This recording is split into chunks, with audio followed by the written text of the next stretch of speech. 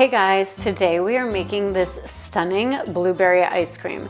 It only uses a few ingredients. It does use an ice cream machine, but I promise it is absolutely worth it. It's gluten-free, nut-free, eggless, and I explain how it can be made vegan on the blog. So come on, let's make it.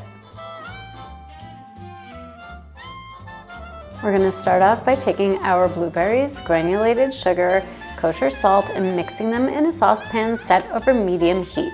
We're going to cook until boiling and then simmer. Once simmering, we are going to remove from the heat and let it cool completely. Once cool, add in the milk and stir until combined. Then we are going to take an immersion blender and just combine everything, blend it all up. It doesn't have to be perfect, we will be straining it. Put it into a separate bowl and add in your heavy cream. Mix it until combined, and you'll notice now it is a gorgeous lavender color. Strain it. I like to actually do this part twice just to make sure there are no chunks at all in our ice cream. We're going to wrap it and pop it in the fridge for at least 1 to 2 hours.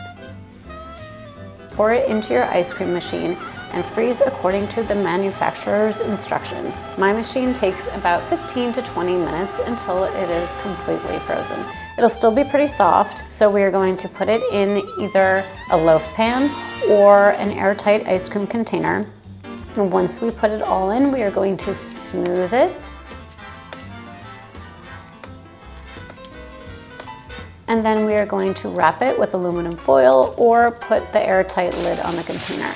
And we're going to freeze it for at least 2 hours, and that's it. I hope you guys love it as much as we do. Enjoy.